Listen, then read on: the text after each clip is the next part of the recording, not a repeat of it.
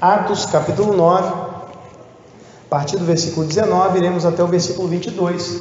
Eu estarei lendo, você estará acompanhando, onde a palavra de Deus fala-nos assim: E tendo comido, ficou confortado, e esteve Saulo alguns dias com os discípulos que estavam em Damasco.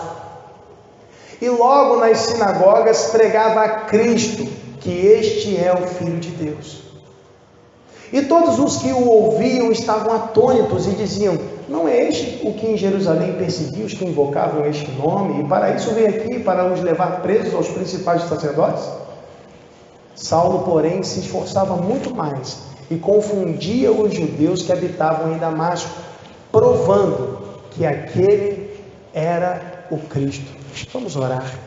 Senhor, te rendemos graças, ó Deus, porque tendo contato com a tua santa palavra, ó Senhor, reconhecemos, ó Deus, a tua voz, sabemos que tu falas aos nossos corações, ó Deus, e por conta disso, Pai, nós entendemos, ó Deus, que precisamos refletir e praticar tudo aquilo que o Senhor nos falar, porque entendemos, ó Deus, que a tua palavra é a única regra de fé e prática para os teus servos. Por essa razão, ó Deus, nos aproximamos dela, Pai, com temor, com tremor, buscando, ó Pai, a correta compreensão, porque queremos realmente praticá-la.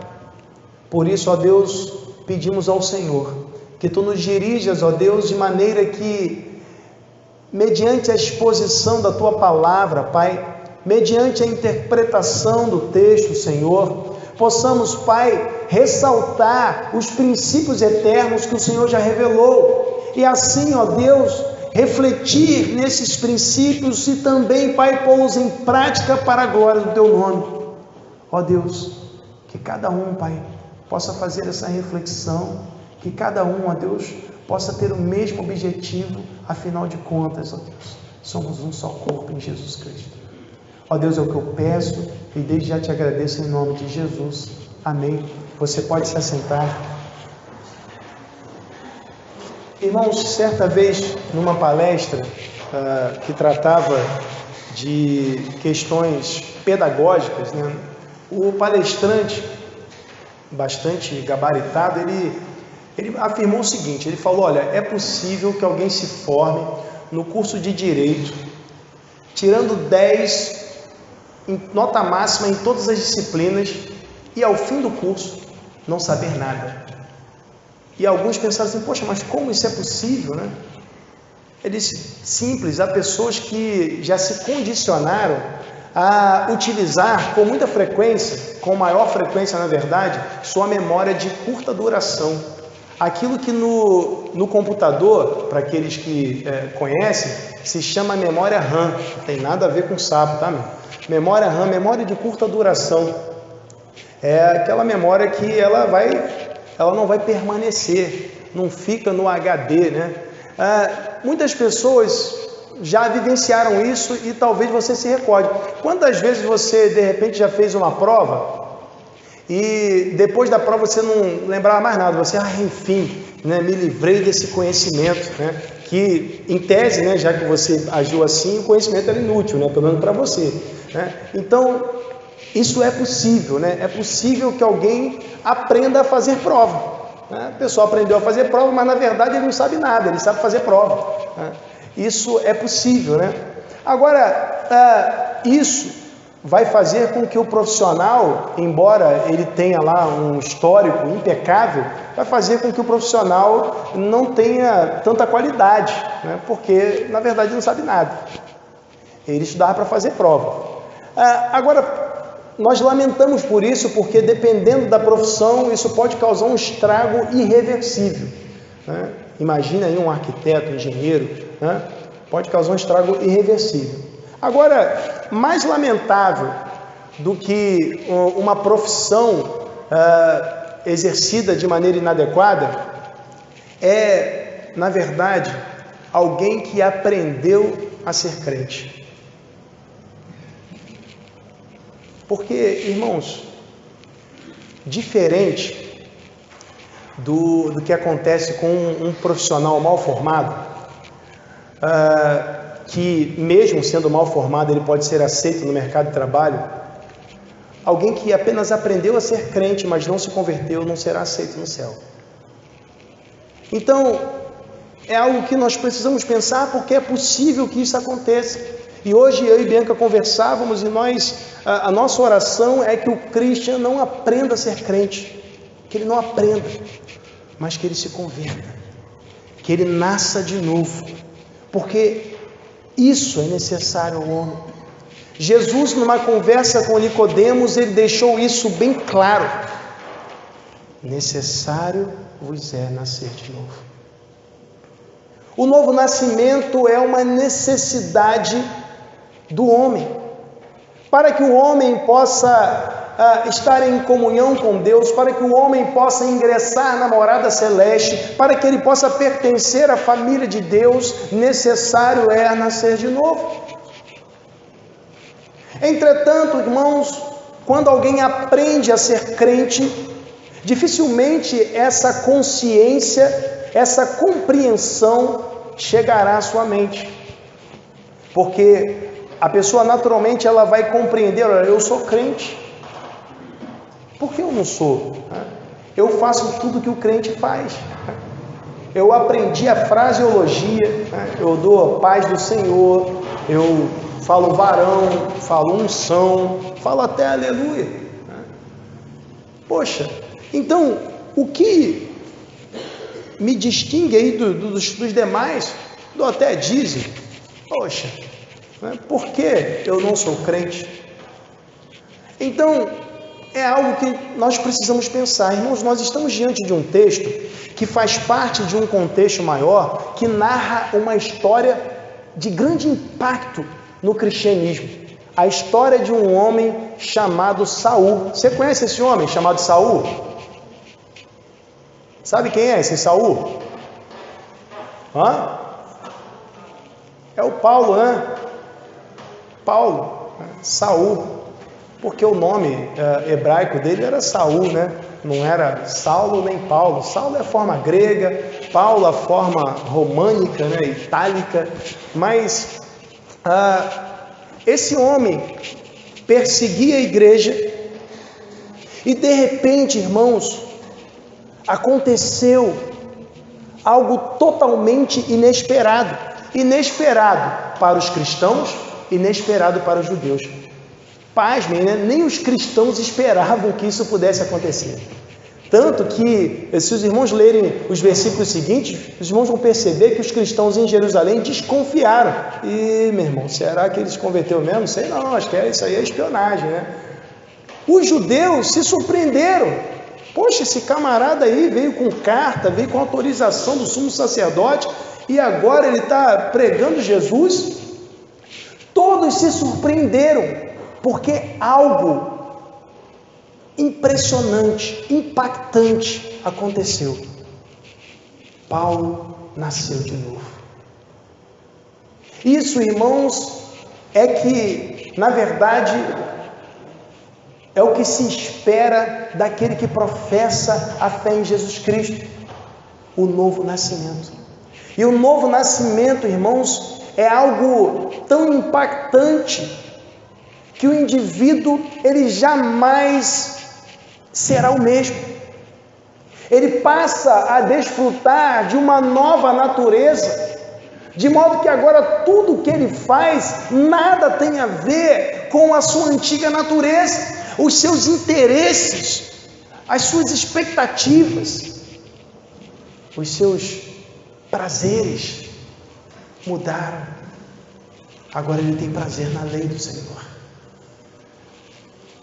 Veja, certa vez um pregador, ele fez uma comparação entre a conversão e um atropelamento por um caminhão. Imagina aí, né? Se uma pessoa é atropelada por um caminhão, essa é a comparação que ele apresenta. É atropelada por um caminhão e de repente chega aqui arrumadinho, né, para o culto, igual o pastor tá.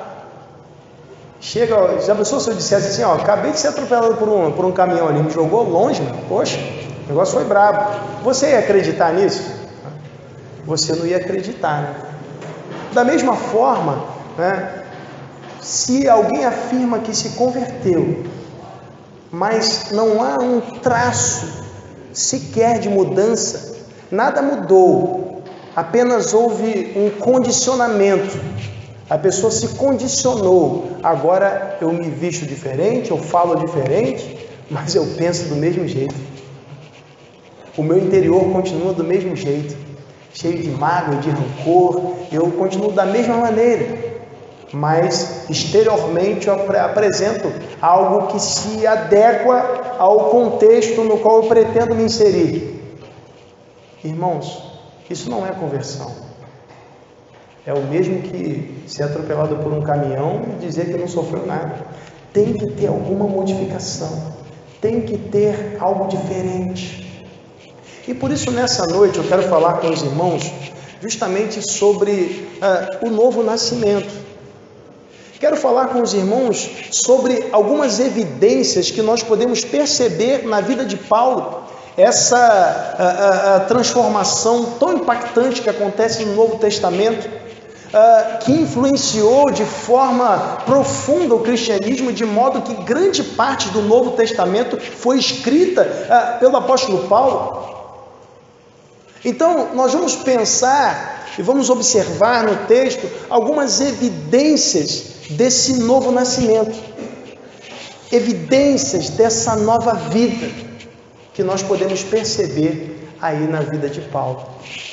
E a primeira coisa que nós encontramos, irmãos, a primeira evidência que nós vemos que a nova vida em Cristo tem como evidência imediata a comunhão com Deus e com os homens.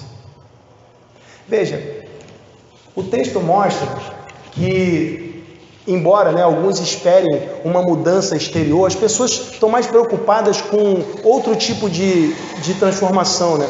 Há quem diga que Paulo, que era Saulo, virou Paulo. Mas os irmãos já perceberam que nesse ponto do texto, ele já se converteu e o texto continua se referindo a ele como Saulo.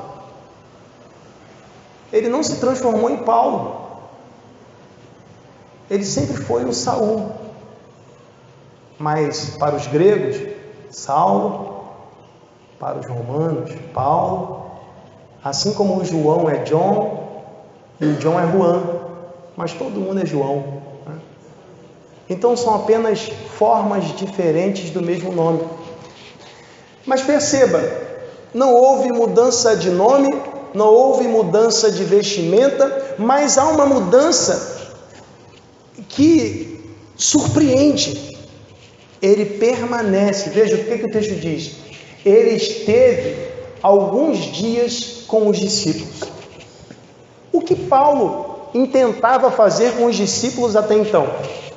O que ele queria fazer com os discípulos? Ele queria aprender, queria submetê-los ao julgamento, ao tribunal, lá no Sinédrio, de modo que alguns viessem a ser assassinados. Mas agora ele faz justamente o contrário. Ele está em comunhão. E é interessante, irmãos, nós refletirmos que no encontro que Paulo tem com Jesus, Jesus destaca que ao perseguir os discípulos, Paulo, na verdade, estava perseguindo o próprio Cristo. Tanto que Cristo diz: Saulo, Saulo, por que me persegues? Então, fica evidente naquele texto a inimizade de Paulo para com Cristo. E a inimizade de Paulo para com Cristo era evidenciada na sua inimizade para com a igreja. Então veja, Paulo agora não é mais inimigo de Cristo e nem dos homens. Paulo agora é tanto amigo de Deus como amigo dos homens. Não só amigo dos discípulos, mas também amigo daqueles que não são discípulos, porque ele lhes prega o Evangelho. Irmãos, uma demonstração evidente do amor é a proclamação da boa notícia da salvação. Se amamos o próximo, devemos apresentar o Evangelho. E é isso que Paulo faz. Então Paulo agora, ele não se faz inimigo de ninguém mais, ainda que alguns se façam inimigos dele. Paulo não tem mais inimigos da parte dele. Paulo agora está em comunhão com Deus e com os homens. A conversão, irmãos, é justamente a restauração da comunhão perdida por ocasião da queda. Então há uma reconciliação. Paulo agora está em comunhão com Cristo, Paulo agora está em comunhão com a igreja, ele permanece com os discípulos, ele permanece com o povo de Deus. Uma evidência, irmãos, da nova vida, do novo nascimento, é a comunhão com Deus e com os homens.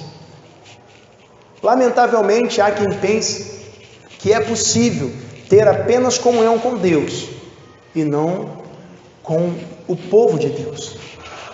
E geralmente costuma-se chamar quem pensa assim de desigrejado, né? É uma designação bem comum.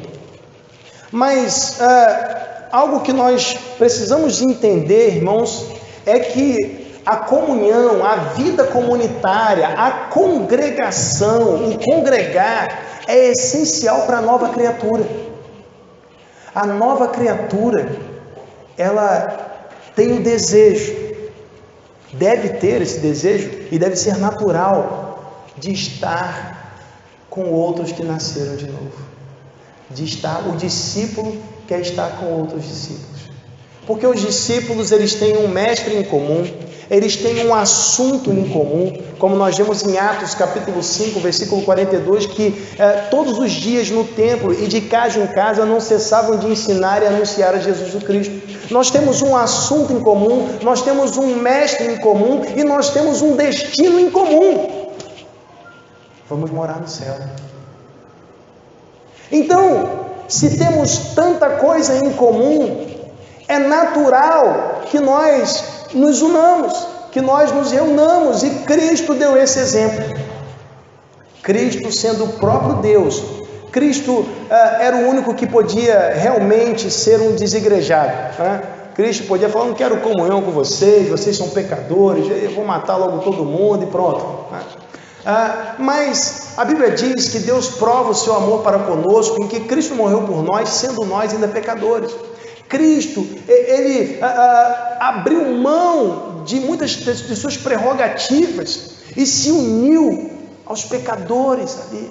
Muitos o criticaram por isso, falaram: ele come com publicanos e pecadores. Ele se uniu, irmãos, muitas vezes em momentos de oração, momentos de cântico, momento de ensino e proclamação. Logo, se nós somos discípulos de Cristo, nós temos que ter prazer nessas coisas. Pensa bem, né? Paulo ficou alguns dias ali com os discípulos em Damasco. É bem provável que Ananias, que foi quem foi instrumento de Deus ali, nós vimos nos versículos anteriores pela manhã, instrumento do Senhor, comunicou a Paulo aquilo que Jesus falara e foi instrumento de Deus usado ali para que Paulo voltasse a ver. Possivelmente, né, como pensam alguns, Ananias era o líder daquela comunidade cristã local. Ananias, ele deve ter feito a ponte ali, né, deve ter apresentado, deve ter acalmado os irmãos. Não, olha só, ele se converteu, agora é o irmão salvo. Então, Paulo foi recebido pela igreja e ficou ali em comunhão. E o que a igreja fazia? Quando nós lemos Atos dos Apóstolos, nós vemos, já citamos um texto, Atos 5,42, onde vemos que o ensino era parte integrante da vida da igreja. Vemos também em Atos capítulo 2 que a oração também, essa comunhão no partir do pão, isso fazia parte da vida da igreja. Eles cantavam, isso é evidente. O próprio Jesus, né, após celebrar a ceia do Senhor, nós vemos ali em Mateus 26:30 que eles entoaram um cântico, um hino. Então eles cantavam os salmos, eles exaltavam o Senhor com canções. Era isso que eles estavam fazendo. Quem nasceu de novo, irmão, tem que ter prazer nessas coisas. Nós não precisamos inventar outras coisas para que a nova criatura venha ter prazer em se reunir. Porque se isso for necessário, talvez seja uma evidência de que não houve um novo nascimento. A nova criatura, ela se satisfaz com a simplicidade da oração, do ensino da Bíblia, da proclamação do Evangelho, da exaltação do Senhor. E não importa quanto tempo tenha passado, você continua sendo nova criatura. Que isso, pastor? Já tenho 30 anos de crente. Ué, deixou de ser nova criatura? Então virou velha criatura? Não, poxa, continua sendo nova criatura. Assim, se alguém está em Cristo, nova criatura é. Você é a nova, faz parte da nova criação de Deus. Nós somos feitura dele, criados em Cristo Jesus para as boas obras. Então continuamos sendo novas criaturas. Então espera-se de nós que tenhamos atitudes condizentes com a fé que nós afirmamos ter. O problema, irmãos, é que vivemos num tempo em que não se valorizam esses elementos que nós citamos aqui: oração, cânticos, ensino da palavra. Na verdade, uma concepção equivocada, que inclusive foi mencionada hoje na escola dominical. A gente estava aqui estudando a revista aí, redigida pelo pastor Neucídio Souza Lima. Estávamos falando sobre culto e adoração, e no texto ali o autor destacava que a adoração muitas vezes tem sido confundida, de modo que as pessoas pensam que a adoração ela está limitada a um espaço físico, de modo que as pessoas encaram a adoração, o momento de culto, como um evento, como uma sessão de cinema, de maneira que participei dessa sessão, não preciso mais ter nenhum envolvimento com essa atividade. Cessou, acabou o culto, vivo da maneira que eu quiser. O culto é um evento. Mas, irmãos, há necessidade da vida comunitária enquanto igreja, porque quando nós encaramos os cultos apenas como eventos, nós não nos relacionamos. Nós já viram igrejas que as pessoas mal se conhecem, né? Tem gente que é da mesma igreja e não sabe, pastor, mas um número de membros muito grande. Sim, um número muito grande de membros às vezes dificulta esse relacionamento, né? Mas veja bem, quando nós encaramos apenas como um evento, olha, participei do evento, agora acabou, e não como parte essencial da nossa vida, como uma vida em comunidade, como a congregação sendo a manifestação local da família de Deus, então nós vamos entender tudo diferente.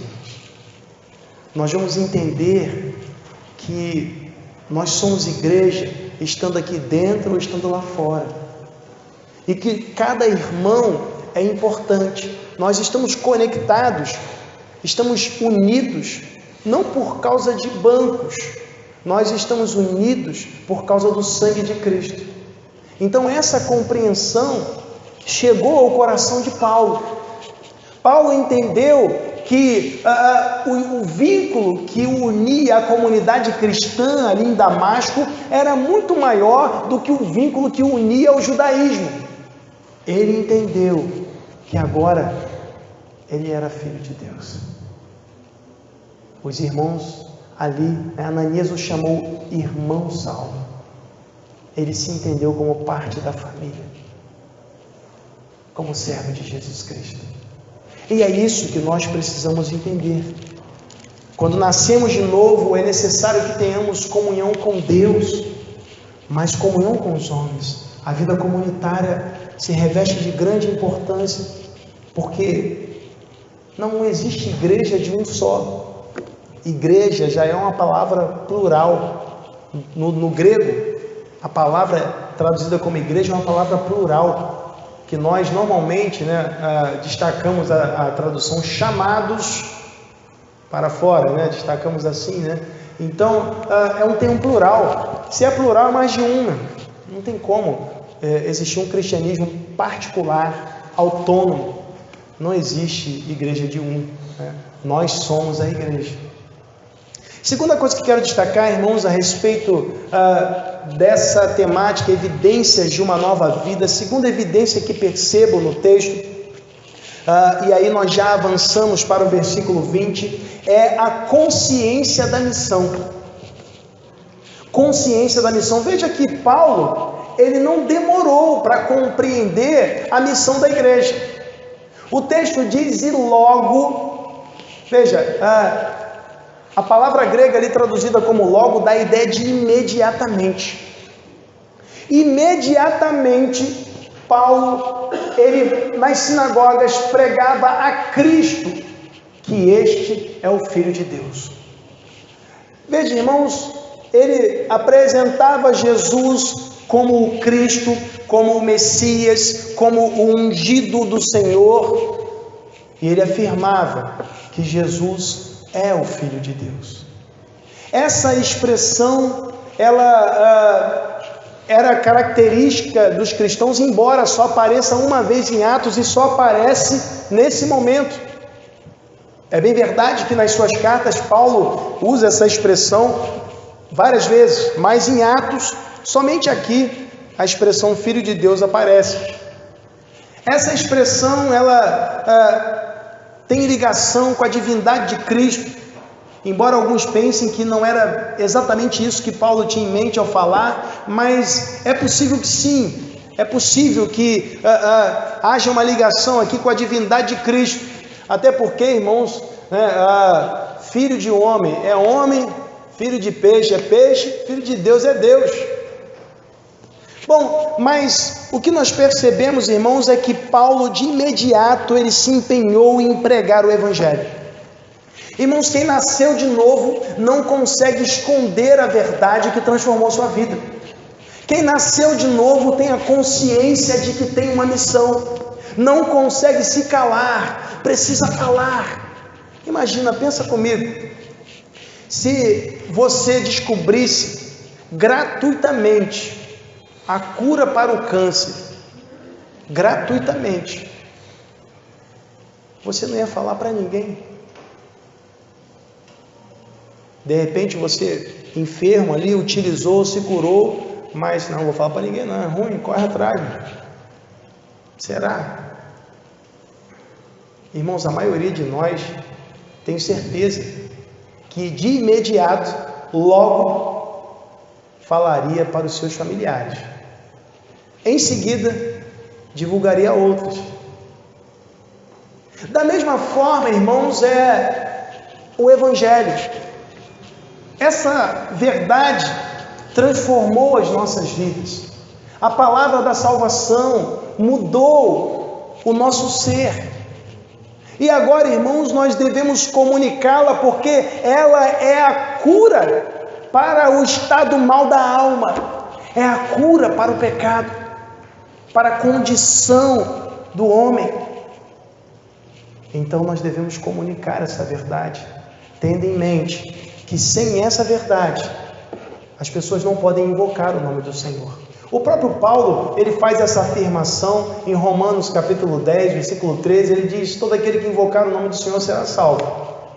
Mas, como vão invocar aquele em quem não creram? E como vão crer naquele de quem não ouviram?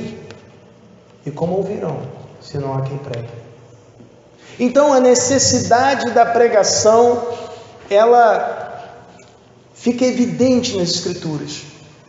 E o interessante, irmãos, que tal como a comparação que fiz em relação à cura para o câncer, Paulo, primeiramente, ele vai pregar aos seus, ele vai pregar aos judeus, embora nós vejamos que Jesus falou a Paulo que ele divulgaria a palavra entre os gentios, mas também entre os judeus.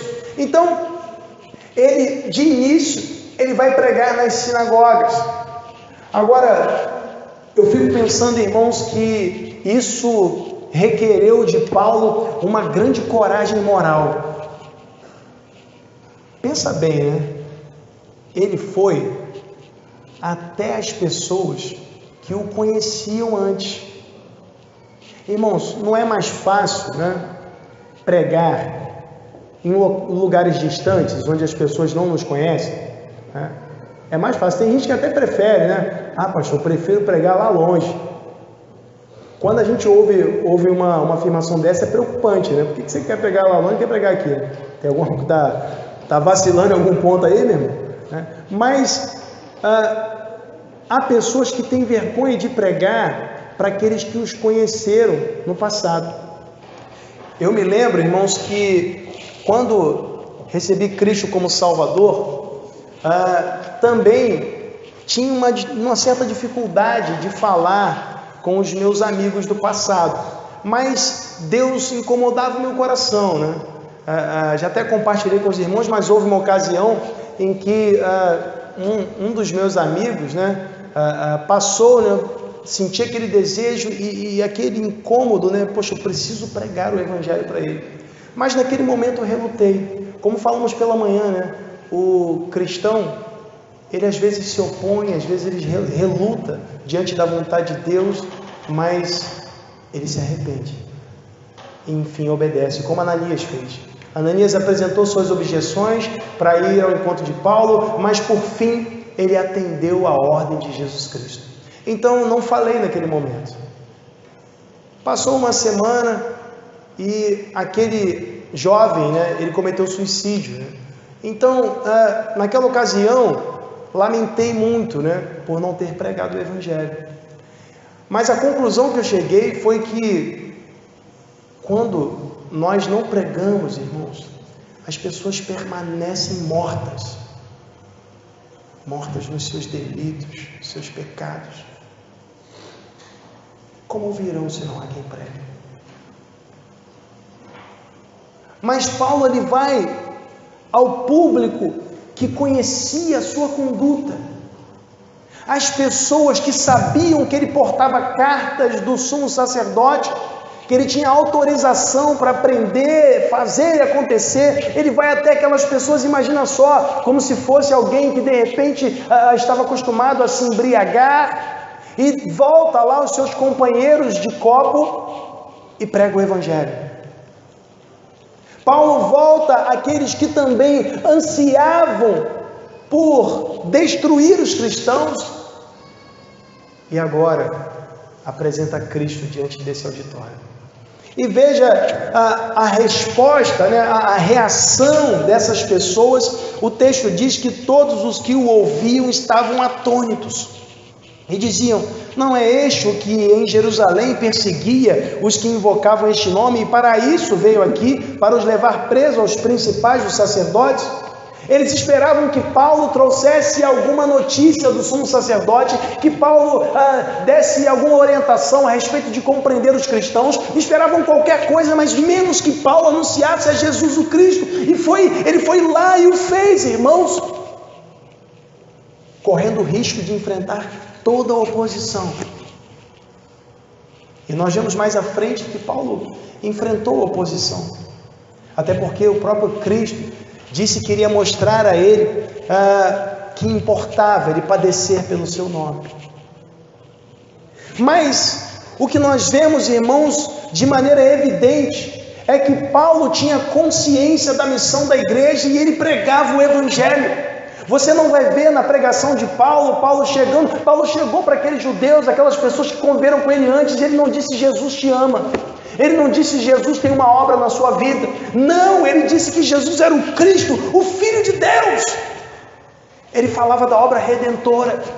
Ele não usava jargões, ele não usava frases feitas. Ele falava da mensagem do Evangelho, a mensagem que transformou a sua vida e que ele entendia que poderia transformar a vida dos outros. Da mesma forma, nós, irmãos, precisamos conhecer essa mensagem e divulgá-la, porque a Bíblia diz que o Evangelho é o poder de Deus. Paulo cria assim, e por conta disso enfrentava todas as adversidades, acreditando que Deus iria operar através da pregação do Evangelho. E é assim que nós precisamos crer. Devemos estar conscientes da missão. A missão, irmãos, é da igreja. Se você faz parte da igreja, e não estou dizendo igreja do Manuel Correia, mas a igreja de Jesus Cristo, em toda a terra, em todo o planeta, se você faz parte dessa igreja, da família de Deus, essa é a sua missão.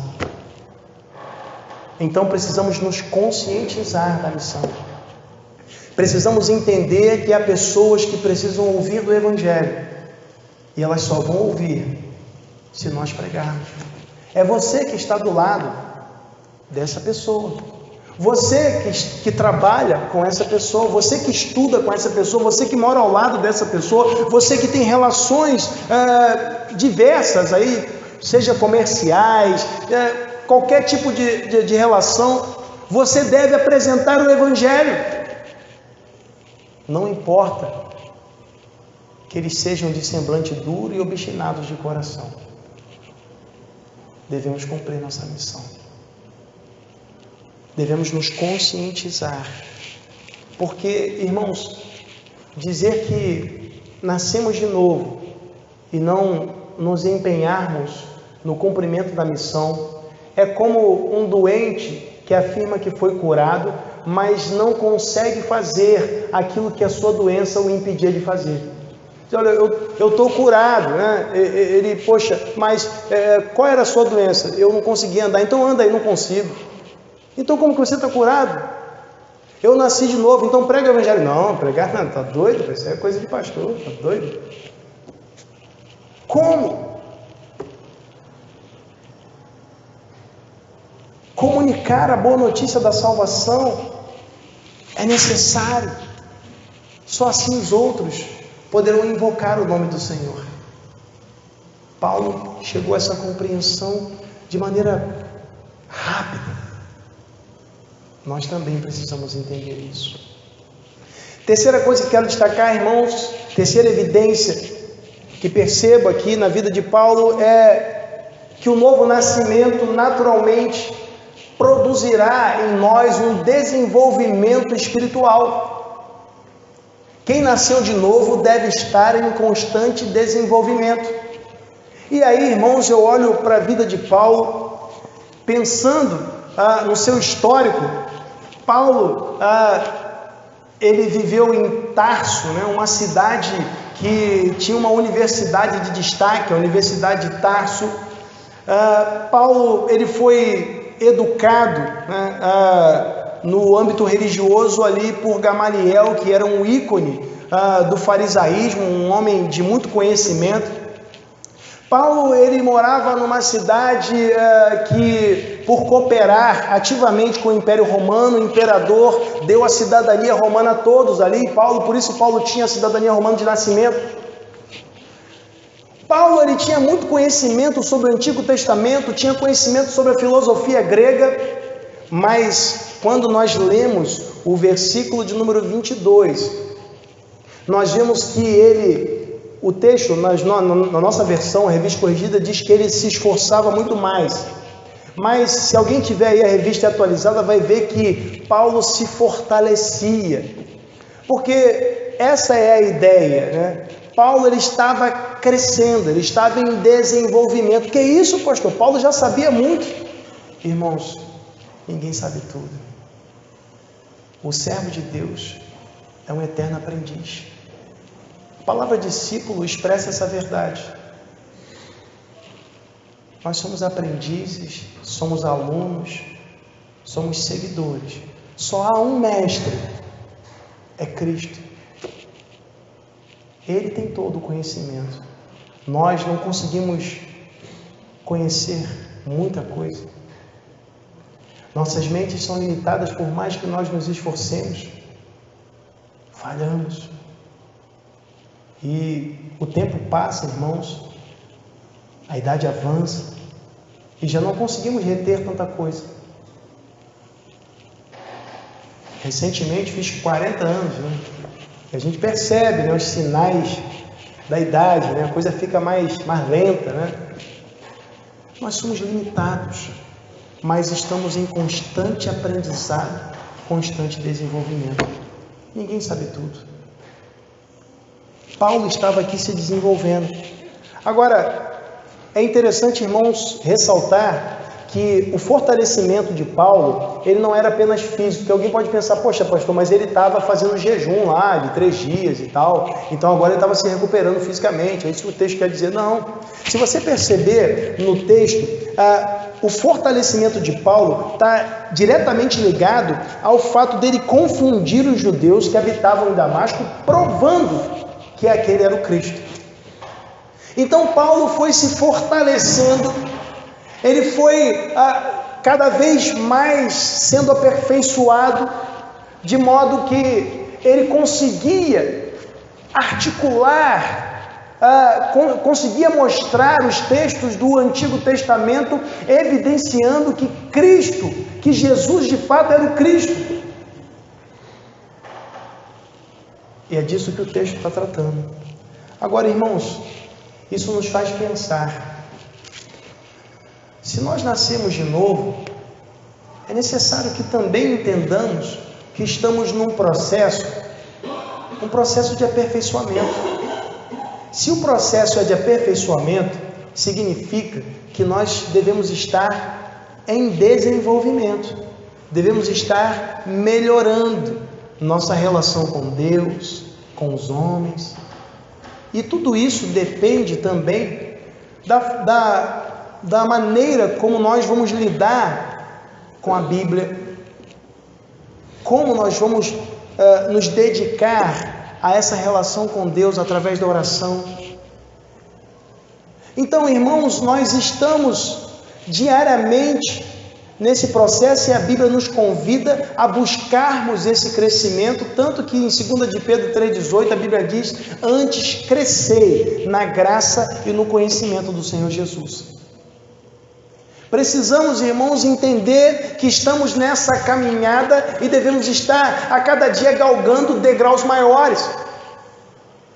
Não no sentido da prosperidade financeira, como alguns pregam, mas numa espiritualidade mais madura, mais equilibrada. De modo que, como lá em Hebreus capítulo 5, versículos 12 e 13, o escritor, ele fala a respeito da diferença entre aqueles que estão consumindo leite, mas que deveriam já estar se alimentando de comida sólida. Irmãos, nós não podemos permanecer do mesmo jeito para toda a vida. Devemos crescer, devemos amadurecer.